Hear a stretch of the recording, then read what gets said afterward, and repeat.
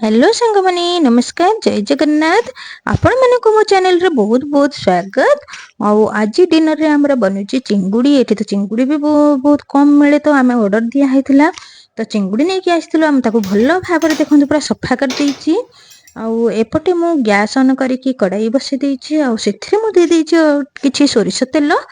एपटे देखंतु मु एबे चिंगुड़ी रे कोन करबी ना मसला दे देबी। मु सेथिरे दे देली स्वाद अनुसार लूण। गोटे चामच मु दे देइची काश्मीरी लाल मिर्च। अल्प टिके मु दे देइची हळदी।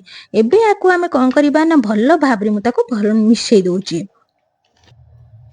तेल गरम हो जाइए। एबे सेतिरे गोटे गोटे करके सब चिंगुड़ी को भाजीबा पई छाड़ी दबा।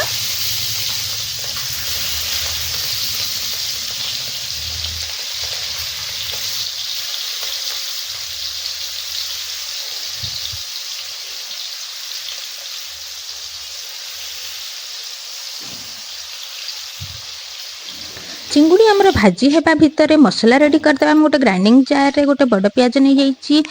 अल्प किछि अदा और 6-7 कोला रसुण, 2टी कंचा लंका, गोटे टमाटो, गोटे चामच मु गोटा धनिया नहीं जाइए।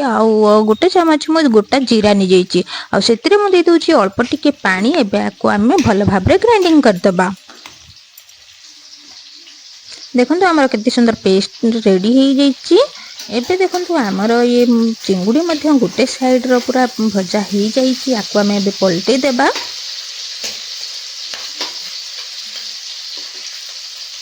आकु गोटे गोटे करके सब पलटै दोछि।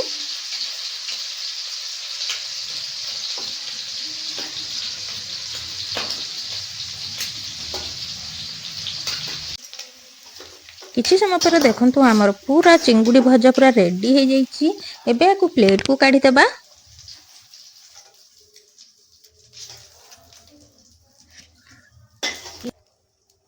से तेल रे मु कोन करिछि ना जो मसला मु ग्राइंडिंग करथिले हमर अधिक मसला टिके ग्राइंडिंग हो जाइछि। सेति पय मु अल्प रखि देई कि अल्प किछि मसला दोउछि।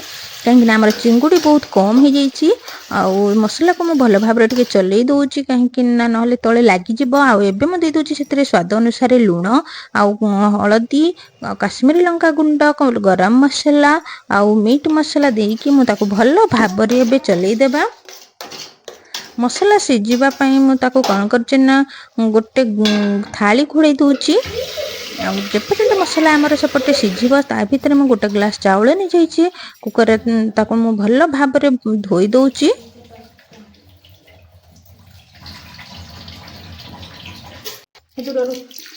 एपटे मु ताको पानी दे दोउछि मापिकी।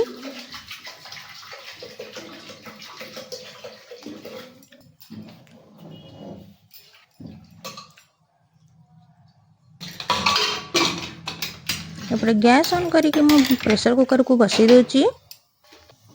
एपटे आमर मसला रेडी हो गलानी। देखंतु पूरा तेल आमर मसला ऊपर को पळे आछि। तो आमर मसला पूरा हो गलानी।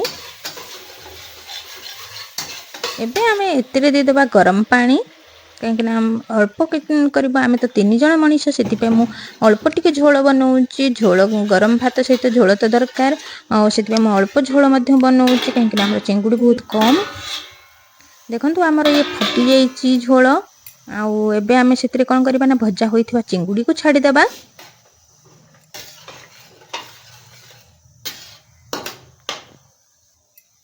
एबे आकु 2 मिनिट फुटिबा पई छाडी देबा।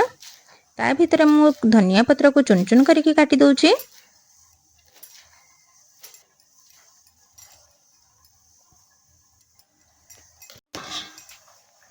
एबे हमर देखंतु पूरा रेडी हो जाइछि चिंगुड़ी झोल।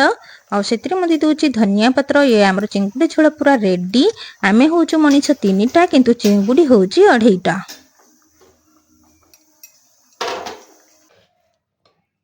एबे चलंतु सर्व करिबा।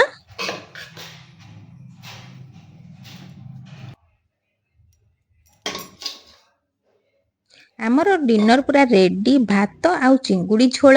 तो सांग माने आपण मानकु मो रेसिपी केमिति लागुची। जदि आपण मानकु मो रेसिपी भल लागुची, मो वीडियो भल लागुची ताहाले सब्सक्राइब निश्चय करदेबे, लाइक करिवे, कमेंट रे निश्चय जणैबे। एबे देखंतु पुआ आउ मो हजबैंड खाउचंती। देखिबा माने कोन कहउचंती।